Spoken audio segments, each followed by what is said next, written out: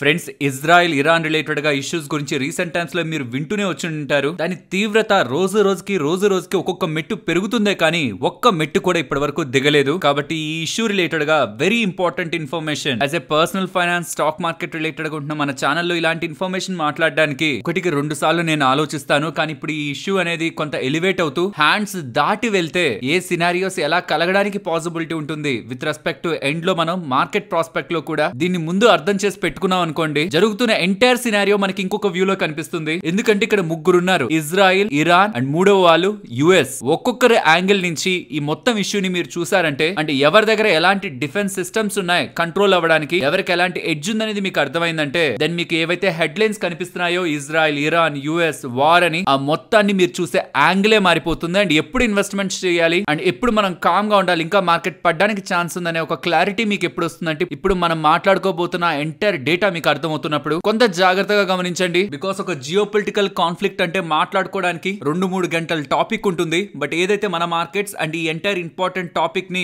ఏ key points ని మీరు అర్థం చేసుకుంటే ఈజీగా మీకు ఎంటైర్ టాపిక్ అర్థమవుతుందో నేను వాటితోనే లిమిట్ చేస్తున్నాను. Let's start our video. ఇవాళ సెన్సెక్స్ 139 పాయింట్స్ డౌన్ అయ్యి 81,445 దగ్గర క్లోజ్ అయితే, నిఫ్టీ 41 పాయింట్స్ మాత్రమే డౌన్ అయ్యి 24,812 దగ్గర క్లోజ్ అయింది. వెరాస్ బ్యాంక్ నిఫ్టీ 115 పాయింట్స్ గెయిన్ అయ్యి 55,829 దగ్గర క్లోజ్ అయింది. ఫ్రెండ్స్, ఇవాళ ఉంటున్న ఎన్విరాన్మెంట్ కి మార్కెట్స్ ఒక 1-2% పడినా తప్పే లేదు. బికాస్ ఇన్ రీసెంట్ టైమ్స్ మీరు చూసారంటే క్రూడ్ ఆయిల్ $60 పర్ బ్యారెల్ దగ్గరకు వెళ్ళిందా, ఇప్పుడు 77 దగ్గర వరకు వెళ్ళిపోయింది. అంటే సుమారుగా ఒక 28% దగ్గరగా, మినిమం టు మినిమం 25% దగ్గరగా రీసెంట్ టైమ్స్ లో క్రూడ్ ఆయిల్ పెరిగింది. దట్ మీన్ మన ఇండియా ఇప్పటి వరకు ఇంపోర్ట్ చేసుకుంటున్న క్రూడ్ ఆయిల్ మీద 25% మనం ఎక్కువ డబ్బులు కట్టి ఇప్పుడు ఇంపోర్ట్ చేసుకోవాలి. కొంత టైం వరకు మనకు రిజర్వ్స్ ఉంటాయి కరెక్టే, బట్ వాట్ ఇఫ్ ఇంకా ఇరాన్ ముందుకు వెళ్లి ఎక్స్ట్రీమ్ స్టెప్స్ తీసుకుంటే, ఇంకా క్రూడ్ ఆయిల్ పెరిగితే, ఎంటైర్ ఇష్యూ అంతా ఇప్పుడు జరుగుతున్న ఇష్యూ అంతా ఒక డిఫరెంట్ ఎన్విరాన్మెంట్ లోకి మూవ్ అయింది అనుకోండి, చాలా అనిశ్చిత పరిస్థితులు మనం ఎదుర్కోవాల్సి ఉంటుంది. కాబట్టి ఎంటైర్ టాపిక్ రిలేటెడ్ గా మనం ముగ్గురు ప్రాస్పెక్ట్స్ లో మాట్లాడుకుందాం. ఫస్ట్ ఇజ్రాయెల్ తో స్టార్ట్ చేద్దాం. మీకు స్క్రీన్ ముందు ఒక 4 పెట్టాను చూసారా, ఇదే ఇజ్రాయెల్ కి సంబంధించిన టోటల్ స్ట్రెంగ్త్. ఇది అటాక్ చేసేవనుకునేరు, అంటే దాడి చేసేవనుకునేరు, దాడి చేసేటివి కాదు. వేరొక ప్రాంతాల నుంచి వీళ్ళ మీదకి వస్తున్న దాడుల్ని ఇంటర్సెప్ట్ చేసేవి, అంటే మిసైల్స్ వస్తుంటే దాన్ని అడ్డుకునేవి. కానీ ఇక్కడ మీరు ఒకటి ఇంపార్టెంట్ గా అర్థం చేసుకోవాలి, ఎవరైనా ఒక రాయి ఇంకొకరి మీద వేస్తున్నారనుకోండి, దానికేం పెద్ద స్ట్రాటజీ అవసరం లేదు. ఒక రాయి కాకపోతే ఇంకో 2-3 రాయిలు వేస్తారు, ఏదో ఒకటి తగులుతుందిలే అనుకోవచ్చు. కానీ అదే వచ్చే రాయిని ఆపడానికి, అఫెన్స్ కాకుండా డిఫెన్స్ లో ఉండడానికి, అది వచ్చే దాన్ని ఆపడానికి ఎవరైనా ఇంటర్సెప్టర్ ని డిజైన్ చేయాలనుకోండి, ఆ రాయి వచ్చే పాత్ వేని, యాంగిల్ ని, ఆ మొమెంటమ్ ని మొత్తం క్యాలిక్యులేట్ చేసుకొని ఇక్కడ ఎప్పుడు రిలీజ్ చేయాలి, అది ఇంటర్సెప్ట్ అవ్వాలంటే అనే ఒక క్యాలిక్యులేషన్ తో మనం వీటిని డిజైన్ చేయాల్సి ఉంటుంది. ఇలా వీళ్ళకి 4 సిస్టమ్స్ ఉన్నాయి. ఈ ఆరో 3 అనేది అన్నిట్లోనూ సుప్రీం. మనం అనుకుంటాం ఐరన్ డోమ్ ఈ ఇజ్రాయెల్ కి సంబంధించి ప్రొటెక్ట్ చేస్తూ ఉంటుందని, కానీ కాదు. ఐరన్ డోమ్ ఇజ్రాయెల్ ఉంది చూసారా, దానికి దగ్గరగా ఏదైనా వచ్చినప్పుడే ప్రొటెక్ట్ చేస్తుంది. వెరాజ్ ఈ ఆరో 3 అనేది 1491 మైల్స్ దూరంలో కూడా అబోవ్ ద ఎర్త్ అట్మాస్ఫియర్ కూడా వెళ్లి ఆ వస్తున్న మిసైల్ ని అడ్డుకోగలదు. ఇదంతా నేను ఎందుకు చెప్తున్నాను ఇప్పుడు అంటే, ఇజ్రాయెల్ దగ్గర ఉంటున్న ఈ ఆరో 3 ఇంటర్సెప్టర్స్ కంటే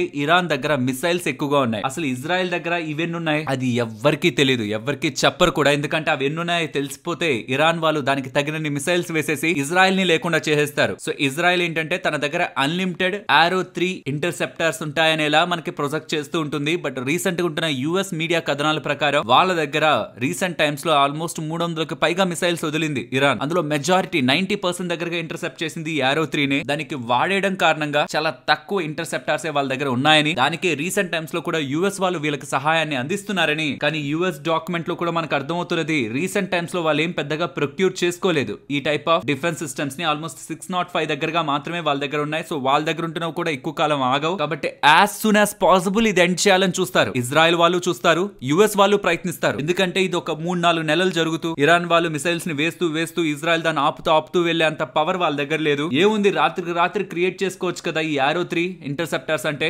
ఒక్కొక్క ఆరో 3 ఇంటర్సెప్టర్ క్రియేట్ చేయడానికి $4 మిలియన్ కావాలి. $4 million in terms of rupees చూస్తే 30 కోట్లకు పైగా కావాలి, ఏది ఒక్కొక్క దానికి. అండ్ ఇరాన్ నుంచి వచ్చే మిసైల్స్ కి ఒక ఇంటర్సెప్టర్ వదిలితే చాలదు, కొన్నిసార్లు 2-3 కూడా వదలాల్సి వస్తుంది. అందుకే నేను మీకు స్టార్టింగ్ లో చెప్పాను, రాయి వేసేవాడికి ఏం పెద్దగా స్ట్రాటజీ అవసరం లేదు, ఖర్చు అవసరం లేదు, 4-5 రాళ్ళు వేసేస్తాడు. కానీ వస్తున్న ప్రతి రాయిని ఆపాలంటే కావాల్సిన డిఫెన్సివ్ సిస్టమ్ ఇంకా చాలా స్ట్రాంగ్ గా ఉండాలి. దానికి ఎక్కువ ఖర్చు అవుతుంది, టైం పడుతుంది కూడా. ఇప్పుడు ఇరాన్ ని మరీ కదిలిస్తే, ఇరాన్ ఎక్కువ మొత్తంలో మిసైల్స్ వదిలేసింది, ఎప్పుడు లేనంతగా మిసైల్స్ వదిలేసింది అనుకోండి, ఇజ్రాయెల్ కి సంబంధించిన ఎంటైర్ సిస్టమ్స్ కూడా దాన్ని తట్టుకోలేవు. అది ఇజ్రాయెల్ కి తెలుసు, యుఎస్ కి తెలుసు, ఈవెన్ ఇది ఇరాన్ కి కూడా తెలుసు. కానీ ఇరాన్ కి తెలియందల్లా ఇప్పుడు ఎంత వరకు ఇజ్రాయెల్ తట్టుకోగలదు, మనం ఎన్ని మిసైల్స్ ని ఇప్పుడు వాడేస్తే ఇజ్రాయెల్ ఎంత వరకు న్యూట్రలైజ్ చేయగలదు అనేది మాత్రమే ఇరాన్ కి తెలియదు. అంటే అసలు ఇజ్రాయెల్ ఎందుకు ఇరాన్ మీద దాడి చేసింది, అసలు ఇజ్రాయెల్ కి ప్రాబ్లం ఏంటంటే ఇరాన్ న్యూక్లియర్ రిలేటెడ్ గా యాక్టివిటీని పెంచుకొని అలా వస్తున్న న్యూక్లియర్ వాటితో యుద్ధ సామాగ్రిని ఇజ్రాయెల్ చుట్టుపక్కల ఉంటున్న వీళ్ళని అపోజ్ చేస్తున్న ఇజ్రాయెల్ ని అపోజ్ చేస్తున్న ఈ హమాస్ వాళ్ళకి హౌతీస్ కి వీళ్ళకి ఇచ్చి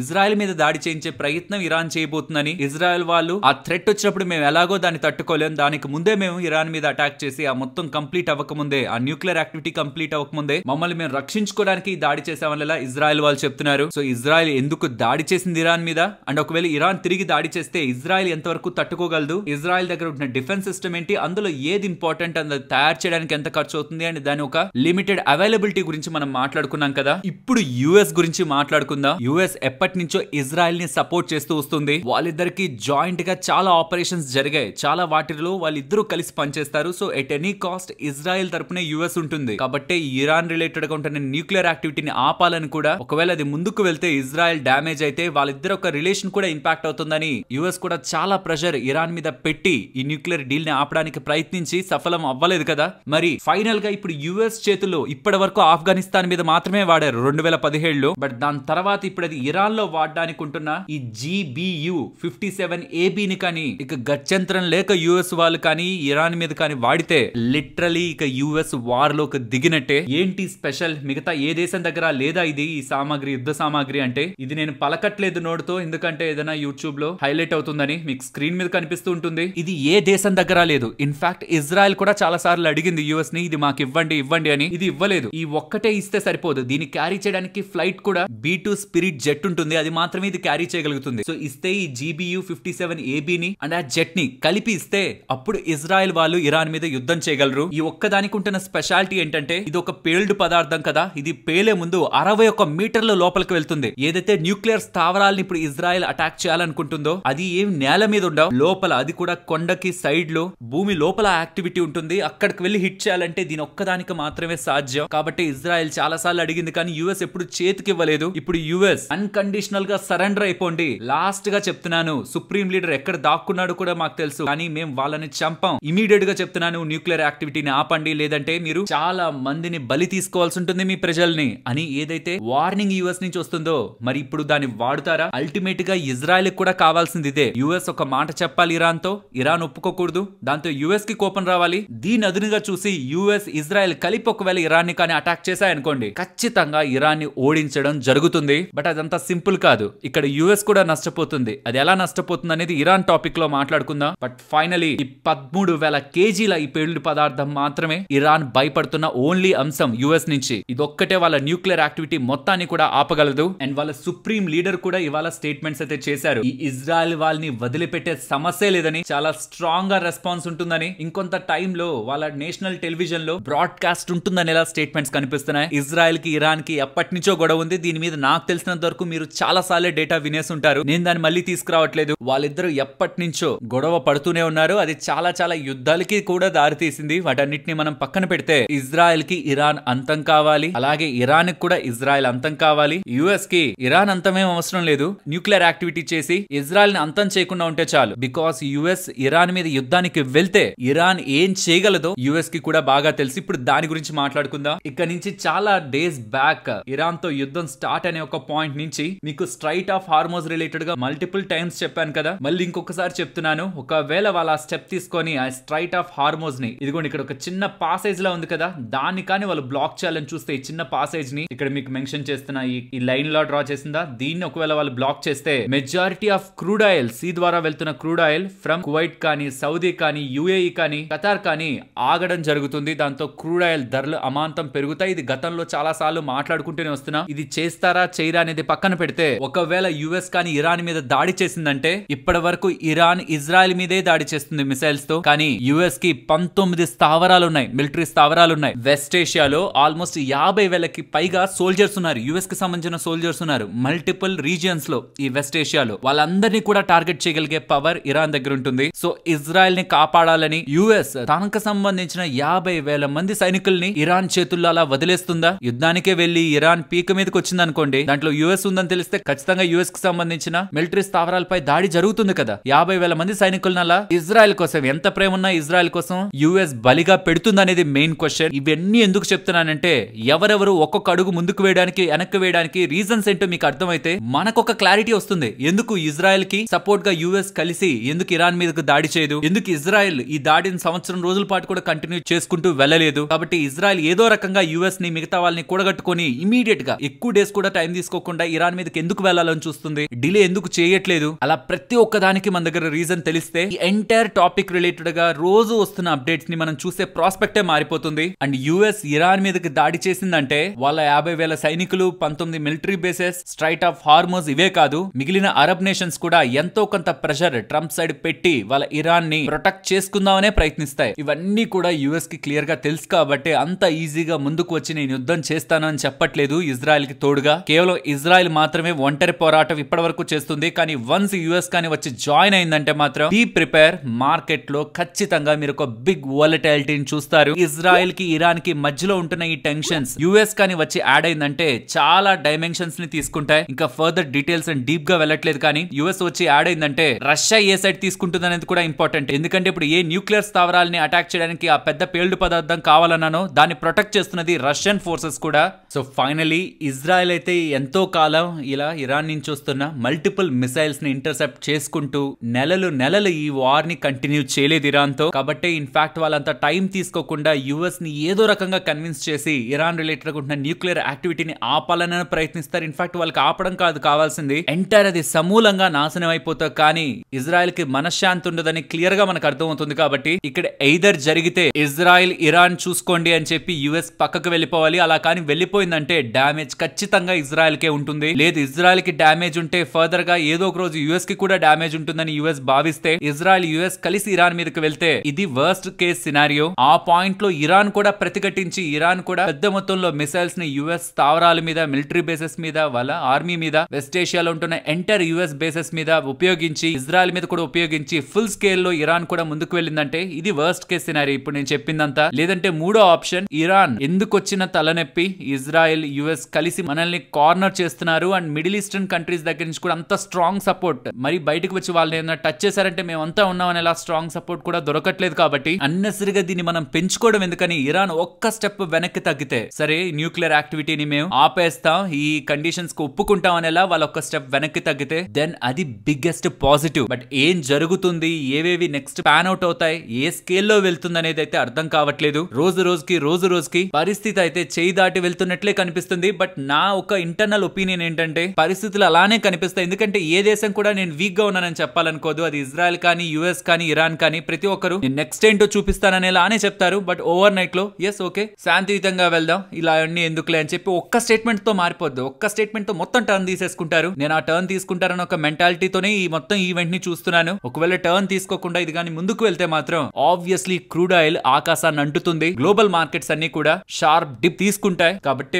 be prepare for the worst. నాకు తెలిసి 99% అలా వర్స్ట్ కి వెళ్లే ఛాన్స్ ఉండదు. ఒకవేళ వెళ్తుందనేలా మనకి ఈవెంట్ క్రియేట్ అయ్యి మార్కెట్ సడన్ గా పానిక్ క్రియేట్ అయినా 1-2 రోజుల్లో మళ్ళీ వాళ్ళే బయటకు వచ్చి మేము దీన్ని ఎండ్ చేస్తున్నాం, మీరు వీటికి ఒప్పుకోండి, మేము వీటికి ఒప్పుకుంటాం అనేలా దాన్ని అక్కడితో ఎండ్ చేసేస్తారు. రష్యా యుక్రెయిన్ క్రైసిస్ లా, హమాస్ అండ్ ఇజ్రాయెల్ ఇష్యూలా, ఇజ్రాయెల్ ఇరాన్ ఇష్యూ అంతసేపు కంటిన్యూ అవ్వలేదు. దానికి రీజన్స్ కూడా ఇందాకే చెప్పాను. హోప్ మీకు ఎంటైర్ ఇష్యూ రిలేటెడ్ ఒక క్లారిటీతో వచ్చిందని. నెక్స్ట్ వచ్చే ప్రతి ఒక్క అప్డేట్ ని ఇప్పుడు మీరు తెలుసుకున్న డేటాతో లింక్ చేసి చూసారంటే ఎవరు ఎడ్జ్ పొందుతున్నారు, సో దట్ ఇందాక అనుకున్న సినారియోలో ఏ సినారియో ప్లే అవుట్ అయ్యి మార్కెట్ కి ఎలాంటి థ్రెట్ ఉంది, లేకపోతే మార్కెట్ రికవర్ అయ్యేదానికి ఛాన్స్ ఉందా అన్న ఒక క్లారిటీ. నెక్స్ట్ వస్తున్న ఈచ్ అండ్ ఎవ్రీ అప్డేట్ ని మనం ఒక్కొక్కటిగా లింక్ చేసుకుంటూ ఉంటే మనకు అర్థమవుతుంది. అవన్నీ కూడా నేను మీకు మార్కెట్ అనాలిసిస్ లో ఎక్స్ప్లెయిన్ చేస్తూ వస్తాను. సో అల్టిమేట్ గా యుఎస్ వాళ్ళేమో వాళ్ళకి సంబంధించిన మిలిటరీని ఇరాన్ కి దగ్గరగా మూవ్ చేస్తుంటే ఇరాన్ వాళ్ళేమో మమ్మల్ని కంట్రోల్ చేయలేరని, ఇజ్రాయెల్ చేసింది పెద్ద తప్పని, దానికి శిక్ష అనుభవించాల్సిందే అని, మేము స్ట్రాంగ్ గా రిప్లై ఇస్తామని ఈ స్టేట్మెంట్స్ తో ప్రెసెంట్ ఎంటైర్ ఇష్యూ అయితే ముందుకు వెళ్తూ ఉంది. బట్ ఎవరి కెపాసిటీస్ ఏంటి, ఎవరి వీక్నెస్ ఏంటి, వీళ్ళెందుకు ముందుకు వెళ్లి రియల్ ఇష్యూని ఫేస్ చేయడానికి ఎందుకు వెనకాడుతున్నారు, ఎవరెవరికి ఏ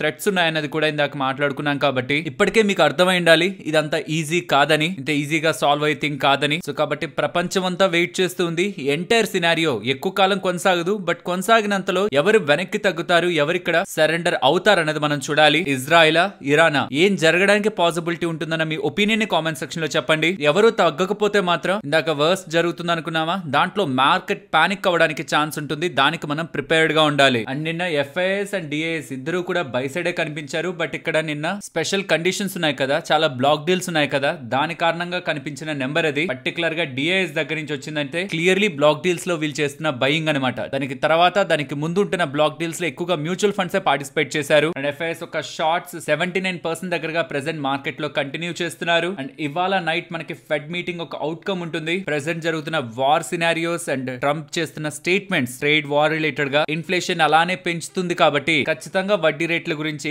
పాజిటివ్ కామెంట్స్ ఉంటుందని అయితే మార్కెట్ అనుకుంటుంది. అనూహ్యంగా ఏదైనా పాజిటివ్ కామెంట్స్ ఉన్నాయనేలా మార్కెట్ కనిపిస్తే మాత్రం అది బిగ్ సర్ప్రైజ్ ఓవర్ నైట్ లో. సిచ్యువేషన్స్ యాజ్ ఆఫ్ నౌ గా కనిపించేదంతా మనకి బ్యాడ్ గానే కనిపిస్తుంది గ్లోబల్ గా. ఇన్ఫాక్ట్ అది మార్కెట్ లో కూడా రిఫ్లెక్ట్ అయింది. ఈ రోజు క్లోజింగ్ పాయింట్ కుంటున్నాయి ప్రతి ఒక్కటి కూడా మార్కెట్ అర్థం చేసుకుంది, డైజెస్ట్ చేసుకుంది. బట్ వర్స్ట్ కి వెళ్ళదు. అంటే యుఎస్ ఇజ్రాయెల్ కలిసి ఇరాన్ మీద దాడి చేయడం అండ్ ఇరాన్ వెంటనే ఆ స్ట్రైట్ ఆఫ్ హార్మోజ్ ని క్లోజ్ చేసి యుఎస్ మీద మళ్ళీ తిరిగి దాడి చేయడం, ఇరాన్ కి మిడిల్ ఈస్ట్ లో కూడా స్ట్రాంగ్ గా సపోర్ట్ రైజ్ అయ్యి వెస్ట్ కి వీళ్ళకి మధ్యలో పెద్ద యుద్ధం జరుగుతుందనేలా మార్కెట్ అయితే ఏ మాత్రం ఫ్యాక్టర్ చేయట్లేదు. ఇది ఇంకొన్ని రోజులు కొనసాగి డైల్యూట్ అవుతుందనే మార్కెట్ అనుకుంటుంది. కాబట్టి పెద్ద రియాక్షన్స్ మనకి ఈక్విటీ మార్కెట్స్ లో ఎక్కడ గ్లోబల్ మార్కెట్స్ లో కూడా కనిపించట్లేదు. చాలా మైనర్ డిప్సే మనకు కనిపిస్తున్నాయి. ఏషియాలో కానివ్వండి, యుఎస్ లో కానివ్వండి, ఈవెన్ యూరోపియన్ మార్కెట్స్ లో కూడా మైనర్ డిప్సే, చిన్న సార్ట్ ఆఫ్ ఫియర్ మాత్రమే కనిపిస్తుంది. కానీ మేజర్ పానిక్ థింగ్ ఎక్కడ కనిపించట్లేదు. కాబట్టి మార్కెట్ కూడా ఈ వార్ కి ప్రిపేర్డ్ గా లేదు. అలానే రియల్ అవుట్కమ్ కూడా అలా ఉంటే మాత్రం మార్కెట్స్ స్ట్రాంగ్ గా రీబౌండ్ అవుతాయి. బికాస్ ఆఫ్ ఈ రీసెంట్ టైమ్స్ లో వచ్చిన చిన్న ఫియర్స్ అన్ని కూడా ఎలిమినేట్ అయ్యే ప్రయత్నంలో ఇంకా మార్కెట్ స్ట్రాంగ్ గా పెరుగుతుంది. లేదు పానిక్ సినారియో క్రియేట్ అయితే మాత్రం మార్కెట్ ప్రిపేర్డ్ గా కూడా లేదు. కాబట్టి ఇక్కడ నుంచి ఒక 3-4% మార్కెట్ డిప్ ని కూడా మనం మెంటల్ గా ప్రిపేర్డ్ గా ఎక్స్పెక్ట్ చేయాలి. బట్ అలా జరిగే ప్రాబబిలిటీ చాలా తక్కువ. బట్ మనం రూల్ అవుట్ చేయలేం. For me clearly US Israel కలిసి వస్తారంటే మాత్రం ఇరాన్ ఖచ్చితంగా ఆలోచిస్తుంది. అంత ఈజీగా యుఎస్ కి అగైనెస్ట్ గా డెసిషన్ తీసుకోదనైతే నేను అనుకుంటున్నాను. ఎందుకంటే యుఎస్ దగ్గర కెపాసిటీ ఉంది, మిలిటరీ కెపాసిటీ ఉంది వాళ్ళ ఎంటర్ న్యూక్లియర్ యాక్టివిటీని ఆపడానికి. కానీ అలా చేయడానికి ప్రయత్నిస్తే యుఎస్ కి థ్రెట్ ఉంది. అదంతా కూడా మనం ఇందాకే మాట్లాడుకున్నాం. లెట్స్ ఈ చెస్ గేమ్ లో ఎవరికి చెక్ మేట్ చెప్తారు, ఎవరెవరిని ఇంకొక స్టెప్ ముందుకు వేయకుండా ఆపగలరు అని. పర్సనలీ నేనైతే ఇది ఇంకొక 1 or 2 వీక్స్ లో టోటల్ గా రిజాల్వ్ అయి మార్కెట్ మళ్ళీ బ్యాక్ అయి పెరుగుతుందని అనుకుంటున్నాను. మీ ఒపీనియన్స్ ని కూడా కామెంట్ సెక్షన్ లో చెప్పండి. అండ్ ఇందాక అనుకున్న వర్స్ట్ కేస్ లో ఏదైనా ఎన్విరాన్మెంట్ క్రియేట్ అయ్యి మార్కెట్ పడితే మాత్రం ఈ రీసెంట్ డేస్ లో రిపీటెడ్ గా మాట్లాడుకుంటున్నాం కదా, ఇండియా రిలేటెడ్ గా ఉంటున్న multiple benefits for the long term. కాబట్టి బిగినర్స్ ఎటువంటి మిస్టేక్స్ ని కూడా మార్కెట్ పానిక్ సినారియోలో చేయకుండా, అన్నెసరీ ఎగ్జిట్ తీసుకోకుండా, డబ్బులుంటే కొంత మేరకు మళ్ళీ ఫర్దర్ గా పడుతున్నప్పుడు ఇన్వెస్ట్మెంట్ చేయడం, లేకపోతే వెయిట్ చేయడం, ఇవి మాత్రమే మార్కెట్ పానిక్ అవుతున్నప్పుడు ఇన్వెస్టర్స్ గా చేయగలిగిన బెస్ట్ థింగ్స్ అని మనం గుర్తుంచుకోవాలి. ఫ్రెండ్స్, ఇలా మార్కెట్ లో ఉంటున్న A to Z entire information ని ఇంతలా సింపుల్ గా అర్థమయ్యే విధంగా మీకు ఎక్స్ప్లెయిన్ చేస్తూ ఇలా కనెక్ట్ చేసుకుంటూ మనం మాట్లాడుకుంటున్న విధానం మీకు నచ్చుతున్నట్లయితే వీడియోని తప్పకుండా లైక్ చేస్తూ పెడుతున్న ఎఫర్ట్స్ ని ఎంకరేజ్ చేయండి. అండ్ స్టాక్ మార్కెట్ రిలేటెడ్ గా డేటా మాట్లాడుకునే ముందు జస్ట్ మీరు గూగుల్లో మోడీ 35 minute కాల్ అని సర్చ్ చేయండి. ఈ రీసెంట్ టైమ్స్ లో పహల్గామ్ ఇన్సిడెంట్ జరిగిన తర్వాత, ఆపరేషన్ సింధూర్ తర్వాత ట్రంప్ ఫోన్ చేయడం వల్లే మన రిలేటెడ్ గా ఉంటున్న ఆపరేషన్స్ ఆపేసాం, ట్రంప్ ట్రేడ్ అనే ఒక వర్డ్ ని వాడి ఇండియాని కంట్రోల్ చేశారనేలా క్రెడిట్ ఏదైతే ట్రంప్ పలుమార్లు రీసెంట్ టైమ్స్ లో కూడా తీసుకోవాలని ప్రయత్నించారు, దీనికి మోడీ అభ్యంతరం చెప్పారని, ఆపరేషన్ సింధూర్ ఎలా జరిగింది అండ్ ఈ ట్రేడ్ వార్ ని యూజ్ చేసి మమ్మల్ని కంట్రోల్ చేశారనేలా, థర్డ్ పార్టీగా మీరు ఇన్వాల్వ్ అయితేనే కంట్రోల్ అయిందనేలా క్లెయిమ్స్ ని అపోజ్ చేస్తూ థర్డ్ పార్టీ మీడియేషన్ ని మోడీ రిజెక్ట్ చేశారని, పాక్ రిక్వెస్ట్ మేరకే సీజ్ ఫైర్ జరిగిందని ఇండియన్ ఫారెన్ సెక్రటరీ రిలేటెడ్ గా మనకి అప్డేట్స్ అయితే కనిపిస్తూ ఉన్నాయి. సో క్లియర్ గా ఇన్సిడెంట్ రిలేటెడ్ గా ట్రంప్ రీసెంట్ టైమ్స్ లో తీసుకోవాలంటున్న క్లెయిమ్స్ కి ఇండియన్ ఫారెన్ సెక్రటరీ రిలేటెడ్ గా 35 minutes మన మోడీ ప్రైమ్ మినిస్టర్ గారి కాల్ క్లారిఫికేషన్ ని ప్రొవైడ్ చేయడానికి అయితే ప్రయత్నించారు. ఫ్రెండ్స్, మార్కెట్ లో ఉన్న అప్డేట్స్ మాట్లాడుకునే ముందు ఒక ఇంపార్టెంట్ డేటాని మీకు ప్రెజెంట్ చేయాలి. మన సెక్టార్స్ ఉంటాయి కదా, ఫైనాన్షియల్ సెక్టార్, బ్యాంకింగ్ కానీ, ఫైనాన్షియల్ స్పేస్ కానీ, real estate, consumer discretionary, IT, industrials, materials, consumption, many FMCG, 2-wheeler కానీ 4-wheeler కానీ, ఆ స్పేస్ కానివ్వండి, health care, energy, communication services, IT, utilities, entire different sectors ఉంటాయి కదా, అవి ఏ టైమ్స్ లో ఎలా పెరుగుతుంటాయి ఆ పర్టికులర్ సెక్టార్స్ అనేది మీరు గమనించవచ్చు. ఎర్లీ సైకిల్ అంటే ఎకానమీ రివైవల్ అయి స్ట్రాంగ్ గా పెరుగుతున్న సందర్భంలో ఏవేవి పెరుగుతాయి, ఏవేవి పెరగవు, అలా లేటెస్ట్ స్టేజెస్ ఏ సెక్టార్స్ ఎలా రియాక్ట్ అవుతుంటాయి, అండ్ వన్స్ రెసెషన్ స్టార్ట్ అవగానే ఏ సెక్టార్స్ పెరిగి ఏ సెక్టార్స్ వీక్ అవుతుంటాయి అనే డేటా మీకు స్క్రీన్ మీద ఉంటుంది. ఇది ఒక జెనరిక్ డేటా. వేరాజ్ ఇక్కడ మీకు స్క్రీన్ మీద కనిపిస్తున్నది మాత్రం నువామా రీసెర్చ్ వాళ్ళు ఒక ఇంపార్టెంట్ డేటాని అయితే ప్రెజెంట్ చేస్తున్నారు. ఏ ఫైనాన్షియల్ ఇయర్స్ లో ఏది స్ట్రాంగ్ గా డిమాండ్ గా ఉంది, ఏ పర్టికులర్ స్పేస్ లో స్ట్రాంగ్ డిమాండ్ కనిపించింది, అండ్ గవర్నమెంట్ సైడ్ నుంచి ఏ రంగాలకి పుష్ కనిపించింది, ఏ రంగాలకి మద్దతు కనిపించింది, అండ్ ఆ పర్టికులర్ ఫైనాన్షియల్ ఇయర్ లో ఏ రంగాల్లో వాల్యూ ఉంది, అంటే ఓవర్ ఎక్స్పెన్సివ్ కాకుండా వాల్యూగా ఏ రంగాలు ఉన్నాయి ఆ పర్టికులర్ ఫైనాన్షియల్ ఇయర్ లో, అండ్ అదే పీరియడ్ లో ఎక్కువగా పెరిగిన స్టాక్స్ ఏంటనేది కూడా ఇక్కడ మీరు స్క్రీన్ మీద గమనించొచ్చు. FY26 ఈ ఫైనాన్షియల్ ఇయర్ కి వచ్చేసరికి వాల్యూ సెగ్మెంట్ అయితే క్లియర్ గా ఇచ్చేశారు. ప్రైవేట్ బ్యాంక్స్, ఫైనాన్సింగ్ ఇన్స్టిట్యూషన్స్ కానివ్వండి, వీటిల్లో వాల్యూ ఉందనేలా క్లియర్ గా ఇచ్చారు. ఈవెన్ పాలసీ పరంగా గవర్నమెంట్ సైడ్ నుంచి ఉంటున్న పాలసీ పరంగా కూడా రేట్ కట్ రిలేటెడ్ గా వీటికే మద్దతు కనిపిస్తుంది. ప్రైవేట్ బ్యాంక్స్ కి, NBFCs కి వీటికి ఎక్కువ మద్దతు కనిపిస్తుంది. బట్ డిమాండ్ పరంగా మాత్రం మనకి బ్యాంక్స్ కి, NBFCs కి అంత స్ట్రాంగ్ డిమాండ్ ఉంటున్నట్లు ఏం కనిపించట్లేదు కదా. ఎక్కువ స్ట్రాంగ్ డిమాండ్ కనిపిస్తున్నది మాత్రం డిఫెన్స్ కి అండ్ ఈ ఎనర్జీ స్పేస్ లో కూడా. పవర్ రిలేటెడ్ గా రీసెంట్ టైమ్స్ లో ట్రాన్స్మిషన్ రిలేటెడ్ గా, పవర్ ట్రాన్స్మిషన్ పరంగా చాలా అప్డేట్స్ వింటున్నాం. సో డిమాండ్ స్ట్రాంగ్ గా ఉంటున్నది మాత్రం ఈ power and energy space and defence space లో. ఇది ఈ పర్టికులర్ ఫైనాన్షియల్ ఇయర్ లో నడుస్తున్న ట్రెండ్. సో గతంలో ఏ సెక్టార్స్ ఎలా రొటేట్ అయ్యాయి అండ్ ప్రెసెంట్ ఏది స్టాండ్ అవుట్ అవడానికి ఛాన్స్ ఉంది, సో మనం ఏ సెక్టార్స్ మీద ఎక్కువ ఫోకస్ చేయొచ్చు అనేది వాల్యూ ప్రపోర్షన్ తోను, డిమాండ్ ప్రపోర్షన్ తోను థింక్ చేయాలనుకుంటే ఈ డేటా మనకి హెల్ప్ అవుతుంది. ఇన్ సింపుల్ టర్మ్స్ వాల్యూ అయితే ప్రెసెంట్ స్టిల్ మనకి ప్రైవేట్ బ్యాంక్స్ అండ్ NBFCs లో ఉంది.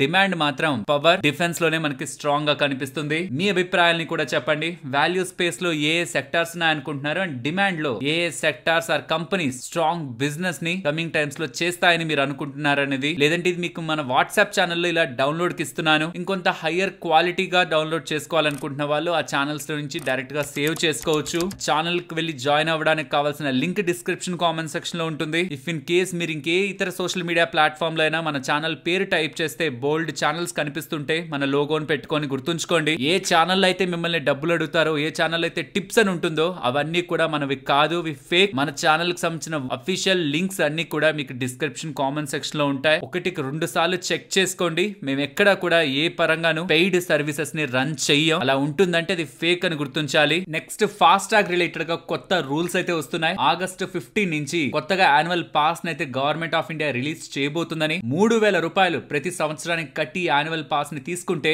Non commercial private vehicles like cars కానీ, జీప్స్ కానీ, వ్యాన్స్ కానీ ఒక ఇయర్ లో మాక్సిమం 200 ట్రిప్స్ వరకు కూడా ఈ కార్డ్ ని యూజ్ చేసి టోల్స్ దగ్గర ఎటువంటి చార్జెస్ కట్టాల్సిన అవసరం లేదని. ఈ పాస్ పొందడానికి రాజ్ మార్క్ యాత్ర యాప్ కానీ or official NHAI or MORTH sites లో కూడా ఈ పాస్ ని పొందొచ్చని. ఈ పాస్ కలిగిన వాళ్ళు అసలు టోల్ ప్లాజా దగ్గర వెయిటింగ్ టైం కి ఎక్కువ టైం స్పెండ్ చేయాల్సిన నీడ్ లేదనేలా అప్డేట్స్ అయితే కనిపిస్తూ ఉన్నాయి. అండ్ ఈ పర్టికులర్ అనౌన్స్మెంట్ ని డైరెక్ట్ గా నితిన్ గడ్కరీ గారే తన అఫీషియల్ ట్విట్టర్ హ్యాండిల్ లో కూడా అనౌన్స్ చేయడం జరిగింది. ఆల్రెడీ మీకుంటున్న ఎగ్జిస్టింగ్ ఫాస్ట్ ట్రాక్స్ తోని దీన్ని యాక్టివేట్ చేసుకోవచ్చు. కొత్త కార్డ్ ఏం తీసుకోవాల్సిన నీడ్ లేదు. బట్ ఇందాక నేను చెప్పిన సైట్స్ లో దీన్ని మనం యాక్టివేట్ చేసుకోవచ్చు. ఇక్కడ కొంతమంది ఏమంటున్నారంటే ఇది కేవలం 60 కిలోమీటర్స్ రేడియస్ రిలేటెడ్ గా ఉంటున్న ట్రావెల్ కి మాత్రమే వర్తిస్తుంది అనేలా సోషల్ మీడియాలో కొన్ని దగ్గరలో నేనైతే చూశాను. బట్ నితిన్ గడ్కరీ గారు చేస్తున్న ఇంపార్టెంట్ స్టేట్మెంట్స్ లో తను ఏమంటున్నారంటే 60 కిలోమీటర్స్ రేడియస్ కి ఇన్ బిట్వీనే, అంటే 60 కిలోమీటర్లు కూడా కాకుండా ఇంకొక టోల్ ప్లాజా రావడం, చిన్న చిన్న డిస్టెన్స్ లోనే ఎక్కువ టోల్ ప్లాజాలు ఉంటూ ప్రయాణికులు ఇబ్బంది పడుతున్నారు కాబట్టి ఈ ఒక ఇష్యూని సార్ట్ అవుట్ చేయడానికి తీసుకొచ్చారంటున్నారు. అంతేకాని 60 కిలోమీటర్స్ ట్రావెల్ చేసే వాళ్ళకి మాత్రమే ఇది వర్తిస్తుంది అనేలా ఇక్కడికైతే క్లియర్ డెఫినేషన్ లేదు. మేబీ కమింగ్ టైమ్స్ లో వస్తే దాని గురించి మాట్లాడుకుందాం. యాజ్ ఆఫ్ నౌ ఉంటున్న డేటా కూడా మీకు స్క్రీన్ ముందు అఫీషియల్ డేటా కూడా పెడుతున్నాను. బట్ ఇక్కడ నాకు అర్థం కాదంతా ఈ 200 ట్రిప్స్ అంటే ఏంటని. 200 టోల్ ప్లాజాస్ ని క్రాస్ చేయడమా, లేకపోతే ట్రిప్ అంటే ఒక ప్లేస్ నుంచి ఒక ప్లేస్ కి వెళ్ళడం కాబట్టి ఆ ఎంటైర్ వెళ్లేంత వరకు దాన్ని అలా వదిలేస్తారా?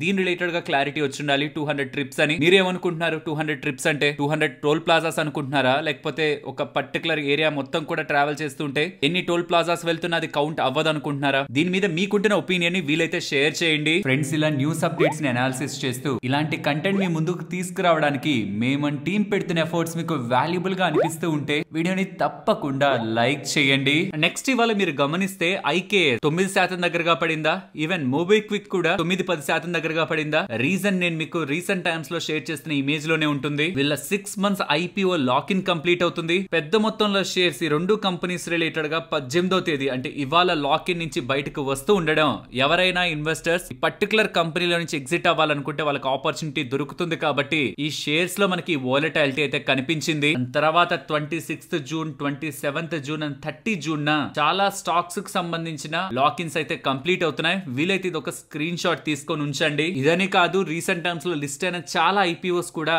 వాటి హైస్ నుంచి భారీగానే పడ్డాయి. వెరాజ్ లిస్ట్ అయిన పాయింట్ నుంచి లాభాల్లో ఉంటున్న కంపెనీస్ కూడా మీకు స్క్రీన్ మీద ఉంచుతున్నాను. ఈ లాక్ ఇన్స్ అనేవి ఒక బ్యూటిఫుల్ టెస్ట్ అనమాట ఓవర్ నేరేటివ్ కి. అంటే మార్కెట్ లో ఉన్న పర్సెప్షన్స్, థీమ్స్, వీటన్నిటికి రియాలిటీ చెక్ ఏంటో బిగ్ ప్లేయర్స్ ఎలా థింక్ చేస్తున్నారు ఈ లాక్ ఇన్స్ ఎండ్ అవుతున్నప్పుడే తెలుస్తుంది. లాక్ ఇన్ ఎండ్ అవుతున్నప్పుడు 2 సినారియోస్ మనకున్నాయి. ఒకటి, ఇన్వెస్టర్స్ ఎగ్జిట్ అవ్వాలనుకుని ఎగ్జిట్ అవుతుంటే మార్కెట్ లో పడుతుంది కదా, దాన్ని ఓపెన్ మార్కెట్ ఎలా ట్రీట్ చేస్తుంది? నిజంగా ఫాల్ ని చాలా వాల్యుబుల్ అనుకొని బిగ్ ఇన్వెస్టర్స్ ఇన్వాల్వ్ అవుతున్నారా? లేదు, ఎగ్జిటే స్ట్రాంగ్ గా కనిపిస్తూ ఆ స్ట్రాంగ్ ఎగ్జిట్ లో వస్తున్న పానిక్ ని కూడా ప్రొటెక్ట్ చేయాలని మార్కెట్ లో ఉంటున్న ఇతర ప్లేయర్స్, ఇన్స్టిట్యూషనల్ ప్లేయర్స్ ప్రయత్నించకపోతూ ఉంటే బిగ్ ప్లేయర్స్ ఈ స్టాక్స్ కి, కంపెనీస్ కి కొంత మేరకు దూరంలో ఉన్నారన్న ఒక క్లారిటీ మనకి ఈ లాక్ ఇన్ సెండ్ అవుతున్నప్పుడే తెలుస్తుంది. కాబట్టి ఏదైనా పర్టికులర్ ఐపీఓ రీసెంట్ టైమ్స్ లో లిస్ట్ అయి మీకు దొరకకపోతే కొనాలనుకుంటే ఈ లాక్ ఇన్ టైమ్స్ లో వాటిని అబ్జర్వ్ చేస్తే వాటిలో ఉన్న స్ట్రెంత్ మనకి క్లారిటీ వచ్చేస్తుంది. ఒకవేళ వీక్ గా ఉంటున్నా మంచి ఫాల్స్ లో మనం వాటిని కొనుక్కోవచ్చు. నెక్స్ట్ వేదాంత అలాగే హిందుస్థాన్ జింక్ గురించి మాట్లాడుకోవాలి. ఇవాళ హిందుస్థాన్ జింక్ భారీగా పడింది కదా. ప్రధానమైన కారణం ఈ పర్టికులర్ కంపెనీలో వేదాంత వాళ్ళు హోల్డ్ చేస్తున్న 63.42% వాటా నుంచి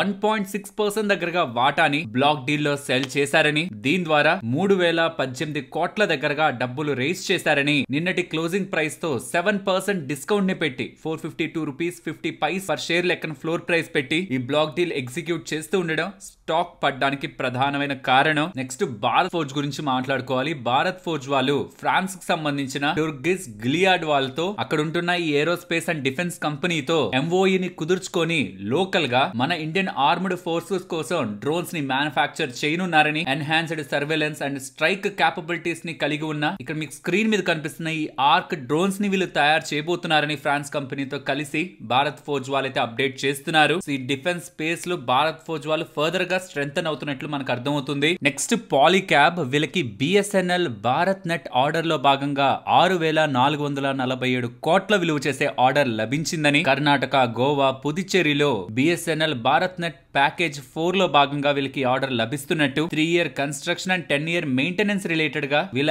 involvement Bharat net infra project పరంగా ఉంటుందని పాలీక్యాబ్ వాళ్ళు అప్డేట్ అయితే చేస్తున్నారు. జిఎంఆర్ ఎయిర్పోర్ట్స్ వాళ్ళు మే రిలేటెడ్ గా వాళ్ళ డేటాను అయితే అప్డేట్ చేయడం జరిగింది. ఎయిర్ ట్రాఫిక్ రిలేటెడ్ గా ఢిల్లీ ఎయిర్పోర్ట్ లో ఇయర్ ఆన్ ఇయర్ కంపారిజన్ లో కొంత డిప్ కనిపిస్తున్న హైదరాబాద్ ఎయిర్పోర్ట్ స్ట్రాంగ్ గా గ్రో అయింది. వెరాజ్ entire May month including all వాళ్ళ అండర్ లో ఉంటున్న ఎయిర్పోర్ట్స్ కూడా 0.8% స్ట్రాంగ్ గా గ్రో అవుతూ న్యూ రికార్డ్స్ ని, highest air traffic movement, highest passenger traffic ని వీళ్ళు నమోదు చేశారనేలా జిఎంఆర్ ఎయిర్పోర్ట్స్ వాళ్ళ ఎక్స్చేంజెస్ కి డేటా అయితే పబ్లిష్ చేస్తున్నారు. So both in terms off passenger and air craft movement strong గా వీళ్ళ బిజినెస్ రిలేటెడ్ గా నమోదయ్యాయని చెప్తున్నారు. నెక్స్ట్ రిలయన్స్ ఇన్ఫ్రా గురించి మాట్లాడుకోవాలి. వీళ్ళు పారిస్ ఎయిర్ షో లో దసాల్ట్ ఏవియేషన్ వాళ్ళతో ఒక బిగ్ పార్ట్నర్షిప్ అయితే అనౌన్స్ చేయడం జరిగింది. వాళ్ళకి సంబంధించిన ఫాల్కన్ 2000 ని ఇండియాలో మ్యానుఫ్యాక్చర్ చేయడానికి వాళ్ళతో వీళ్ళు డీల్ ని కుదుర్చుకున్నారని, for the first time out of France Dassault Aviation వాళ్ళు ఫాల్కన్ 2000 తయారు చేయడానికి మొదటిసారి డీల్ కుదుర్చుకుంటూ ఉండడం, అది మన ఇండియా, అది కూడా అనిల్ అంబానీ గారికి సంబంధించిన రిలయన్స్ ఇన్ఫ్రాక్ సంబంధించి అండర్ లో ఉంటున్న రిలయన్స్ ఏరో స్ట్రక్చర్ వాళ్ళతో